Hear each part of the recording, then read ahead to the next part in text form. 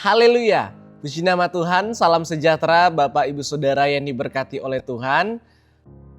Bersyukur kepada Tuhan kita berjumpa kembali dalam Renungan 79 Pejuang Tangguh. Resilient, tangguh dalam Tuhan. Puji nama Tuhan, pada saat ini kita akan sama-sama belajar firman Tuhan yang saya berikan tema krisis iman. Ya, kita tahu bersama-sama itu krisis itu bisa terjadi di mana saja dan kapan saja. Ada yang terjadi dengan krisis ekonomi, itu bisa terjadi. Krisis kesehatan, itu juga bisa terjadi. Krisis dalam keluarga, bisa terjadi. Dan bahkan di dalam pelayanan pun bisa terjadi yang namanya krisis. Namun ada satu krisis yang jauh lebih berbahaya Bapak Saudara. Yaitu krisis iman. Yang akan sama-sama kita renungkan dan pelajari. Krisis iman terjadi ketika seseorang yang tadinya yang sebelumnya percaya kepada Tuhan, tapi kemudian sudah mulai mempertanyakan kebaikan Tuhan, sudah mulai meragukan pertolongan yang daripada Tuhan, bahkan kehilangan pengharapan kepada Tuhan sehingga dia menjauh dan tidak mengikut Tuhan lagi. Nah, kita akan melihat dan belajar apa yang terjadi kepada bangsa Israel dan Raja Yoram, sehingga mereka mengalami yang namanya krisis iman. Saya akan membacakan di dalam 2 Raja-Raja 6 ayat 31 bahasa Indonesia masa kini berkata seperti ini. 2 Raja-Raja 6 ayat 31 sampai 33. Raja berseru, "Hari ini juga Elisa harus mati. Biarlah Allah menghukum saya seberat-beratnya kalau saya tidak membunuh Elisa." Lalu raja mengutus seseorang mendahuluinya ke rumah Elisa. Pada waktu itu Elisa berada di rumah dan beberapa tokoh masyarakat sedang bertamu di situ. Sebelum utusan raja itu sampai, Elisa berkata kepada tokoh-tokoh masyarakat itu, "Perhatikanlah, si pembunuh itu mengutus orang untuk membunuh saya. Kalau orang itu sampai nanti, tutuplah pintu dan jangan biarkan dia masuk. Di belakangnya akan datang raja sendiri." Elisa belum selesai berbicara, raja sudah sampai di situ dan berkata, "Kesusahan ini Tuhan yang timpakan ke atas kita. Jadi apa gunanya lagi aku mengharapkan pertolongannya?" Kalau kita melihat Bapak Saudara, setiap perkataan dari Raja Yoram ini sangat-sangat luar biasa Bapak Saudara. Kalau kita melihat observasi terlebih dahulu, kenapa mereka mengalami krisis? Nah, kerajaan bangsa Israel dan kerajaan Yehuda mereka saling bermusuhan. Dan pada waktu itu kerajaan Aram di bawah pimpinan Ben-Hadad mengepung Samaria, ibu kota bangsa Israel. Nah, akibat serangan dan pengepungan tersebut tidak ada lagi makanan yang masuk ke kota Samaria. Kemudian terjadi kelaparan yang sangat hebat sehingga harga makanan menjadi sangat mahal. Bahkan masyarakat hidup dalam penderitaan yang luar biasa, yang berkepanjangan. Dan bahkan Bapak Saudara, kalau kita melihat di perikop yang sama ini, di ayat-ayat sebelumnya menceritakan ada 2 ibu-ibu yang melakukan tindakan yang sangat tragis demi mempertahankan hidup. Mereka berdua mengorbankan anaknya untuk direbus, untuk menjadi makanan. Wah, sangat luar biasa kelaparan yang terjadi pada waktu itu sehingga mereka mengorbankan anak-anak mereka. Nah, kondisi ini begitu sangat mengerikan sampai nilai-nilai kemanusiaan mereka runtuh. Bukan mulai runtuh tapi sudah runtuh Bapak Saudara. Lebih daripada itu Bapak Saudara, ketika Raja Yoram berjalan di atas tembok kota dan mendengar langsung jeritan rakyatnya. Nah, di tengah tekanan yang luar biasa itu, Raja Yoram berkata di ayat 33 bagian B. Lalu mereka mendengar suara raja yang berkata, "Dengar, Tuhanlah yang menyebabkan bencana ini. Buat apa mengharapkan pertolongannya lagi?" Buat apa mengharapkan pertolongan Tuhan lagi? Wah, ini adalah titik krisis iman itu terjadi Bapak Saudara. Merosot iman mereka sehingga menyalahkan Tuhan. Tidak mengikut Tuhan lagi dan semacamnya. Menjadi pertanyaan, mengapa krisis iman ini terjadi? Apakah memang Tuhan ingin menghukum mereka? Apakah Tuhan melakukan yang di luar kemampuan mereka atau kenapa bisa terjadi? Nah, ternyata kalau kita melihat di dalam kitab Ulangan 28 ayat 52 sampai 57, Allah sudah memperingatkan bangsa Israel bahwa jika mereka memberontak, bahwa jika mereka menyembah berhala, musuh akan mengepung mereka sehingga mereka memakan anak kandung mereka sendiri. Nah, pada waktu itu di perikop pembacaan kita, Raja Yoram dan rakyat Israel saat itu tegar tengkuk, Bapak Saudara, angkuh. Mereka tidak bertobat dari penyembahan berhala yang dimulai dari Yerobeam dan Ahab. Sehingga kelaparan dan pengepungan ini bukan kebetulan, tetapi sudah diperingatkan oleh Tuhan terlebih dahulu. Sehingga kesalahan penderitaan yang berkepanjangan ini adalah salah Raja Yoram dan bangsa Israel yang tidak bertobat dari penyembahan berhala. Kemudian kenapa krisis iman ini bisa terjadi? Karena fokus utama mereka masalah. Seperti Raja Yoram yang terus melihat kelaparan, penderitaan, kematian, kesesakan dan semacamnya. Itulah kemudian yang membuat imannya semakin perlahan-lahan merosot. Kemudian yang ketiga, karena hati yang sudah mulai menyalahkan Tuhan. Kalau dia memiliki iman yang benar, perkataan-perkataannya tidak seperti yang kita baca, Bapak Saudara.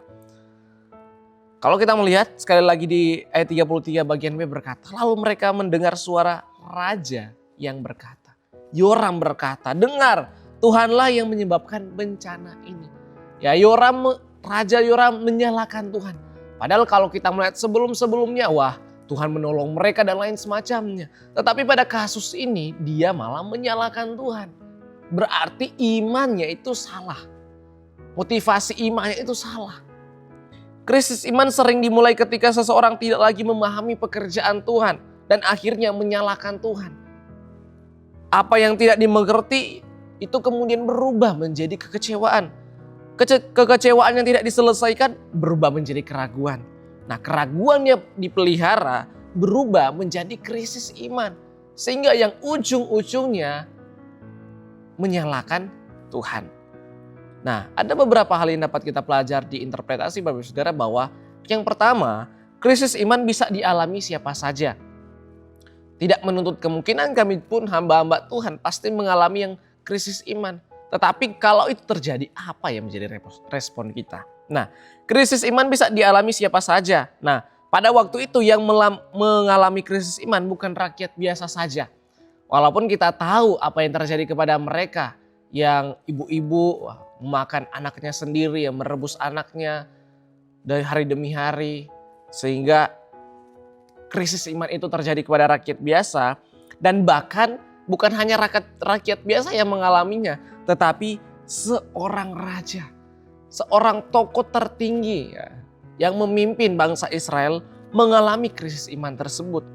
Artinya posisi pengalaman dan pengetahuan rohani tidak membuat seseorang kebal terhadap pergumulan iman. Sekali lagi pergumulan iman. Bahkan ya kita tahu dalam tokoh-tokoh Alkitab pernah banyak dan mengalami pergumulan yang sama. Ya kita tahu bersama-sama di kitab Mazmur 42 yang berkata, mengapa engkau tertekan hai jiwaku? Berarti si pemazmur pada waktu itu sedang tertekan. Tetapi responnya tetap memuji Allah. Tidak menyalahkan Allah. Nah, iman yang dewasa Bapak Saudara bukan berarti tidak pernah bergumul.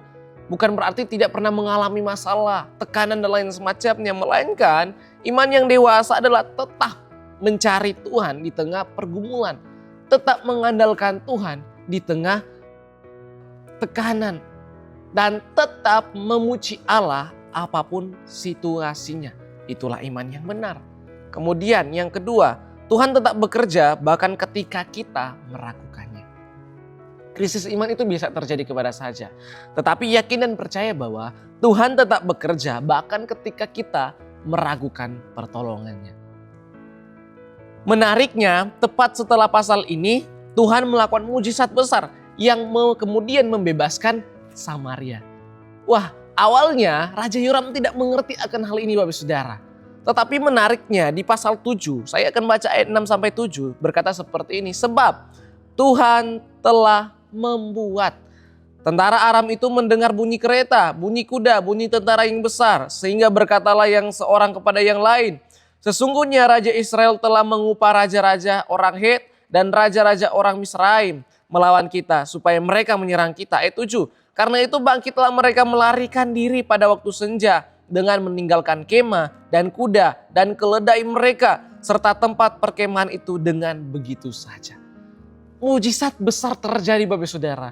Tanpa adanya peperangan, tanpa adanya serangan, kerajaan Aram, orang-orang Aram melarikan diri. Kenapa? Karena Tuhan membuat telinga mereka mendengar musuh yang sangat banyak mendatang. Mereka pikir mereka sedang dikepung, padahal tidak ada serangan kepada mereka. Siapa yang membuatnya? Tuhan yang membuatnya. Sehingga bangsa Israel yang ada di ibu kota Samaria menerima kemenangan tanpa mereka berperang sekalipun. Yang awalnya tidak mengharapkan pertolongan Tuhan, Tuhan tetap menolong. Jadi kita dapat mengambil kesimpulan di sini Bapak, bahwa seandainya kita tidak mengharapkan pertolongan lagi, Tuhan tidak kemudian marah. Tetapi kita dapat melihat Tuhan menolong kita. Karena kenapa? Karena Tuhan mengasihi kita. Tuhan tetap menolong mereka. Walaupun sebelumnya kita mendengar kata Raja Yoram, mengapa harus berharap lagi kepada Tuhan? Toh ini Tuhan yang melakukannya. Salah Tuhan ini.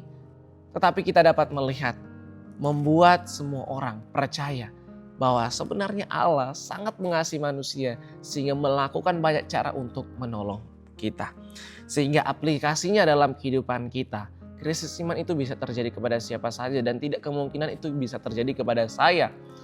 Tetapi percayalah bahwa Tuhan tetap bekerja dalam segala hal. Sehingga daripada itu jangan menyerah oleh keadaan saat jawaban Tuhan belum datang. Jangan menyerah Bapak Saudara. Ibu iman bukan hanya percaya ketika doa kita dijawab. Ketika kita menerima apa yang kita inginkan. Wah puji Tuhan, terima kasih Tuhan. Terus kita terus percaya kepada Tuhan. Tetapi iman adalah tetap percaya ketika bahkan jawaban belum datang. Bahkan jawaban tidak dijawab. Wah walaupun doa saya tidak dijawab atau belum dijawab, saya tetap percaya bahwa Tuhan ada dan Tuhan tetap baik. Ibrani 10 ayat 23, marilah kita teguh berpegang pada pengakuan tentang pengharapan kita, sebab Ia yang menjanjikannya setia. Ya terkadang Tuhan terlambat menurut pemahaman kita. Tetapi pada nyatanya Tuhan tidak pernah terlambat. Karena Tuhan tahu mana waktu yang terbaik untuk kita menerima kemenangan-kemenangan tersebut. Kemudian yang kedua, jangan fokus kepada masalah ya. Semua orang pasti mengalami yang namanya masalah, siapapun itu. Kalau kita semakin memandang masalah, berfokus pada besarnya masalah, maka akan semakin besar ketakutan kita. Akan tetapi semakin kita memandang Tuhan, kuasa Tuhan, pertolongan Tuhan, semakin besar iman kita pula. Ibrani 12 ayat 2, marilah kita melakukannya dengan mata yang tertuju kepada Yesus yang memimpin kita dalam iman dan yang membawa iman kita itu kepada kesempurnaan. Mata kita harus tertuju kepada hal yang benar yaitu Yesus. Krisis iman sering dimulai dari fokus yang salah. Jadi milikilah fokus yang benar yaitu kepada Yesus, kuasanya, janjinya, rancangannya, maka iman kita akan semakin bertumbuh dewasa di dalam Dia. Sehingga yang terakhir, terimalah pedang roh. Ya, terimalah pedang roh. Efesus 6 ayat 17 bagian B berkata, terimalah pedang roh yaitu firman Allah. Ya, ada ketopong keselamatan dan pedang roh yaitu firman Allah. Saat mengalami krisis, seringkali kita ingin Tuhan mengubah keadaan sekitar kita. Itu yang kita inginkan. Namun seringkali Tuhan terlebih dahulu bekerja di dalam hati kita. Pedang roh bekerja bukan seperti pedang yang melukai untuk menghancurkan. Melainkan pedang roh bekerja untuk memangkas ketakutan yang berlebihan, kepahitan yang sudah tersembunyi, kesombongan yang tidak disadari, kekecewaan kepada Tuhan, ketidakpercayaan, bahkan motif yang salah dalam beriman. Tuhan akan memangkas itu, pedang roh akan memangkas itu. Ibrani 4 ayat 12, sebab firman Allah hidup dan kuat dan lebih tajam daripada pedang bermata dua dimanapun. Ia menusuk amat dalam sampai memisahkan jiwa dan roh, sendi-sendi dan sumsum. Ia sanggup membedakan pertimbangan dan pikiran. Kadang proses pemangkasan itu tidak nyaman saudara. Karena firman Tuhan yang memangkas kita itu menegur. Firman Tuhan mengoreksi dan membongkar isi hati. Apa yang tersembunyi itu semua terbongkar. Sehingga kita dapat melihat ya, proses ini memang tidak nyaman. Tetapi tujuannya bukan menghancurkan kita. Tujuannya adalah membuat kita lebih kuat, lebih dewasa, lebih tangguh di dalam Tuhan. Hati yang dibentuk oleh firman Tuhan akan menghasilkan iman yang kokoh, iman yang tangguh. Amin. Dan biarlah ya, ketika kita tetap datang kepada Tuhan dan membiarkan pedang roh bekerja dalam hidup kita, itu firman Tuhan, ia juga akan memangkas segala sesuatu yang menghambat pertumbuhan rohani kita. Krisis iman bukanlah akhir perjalanan iman, Bapak Saudara.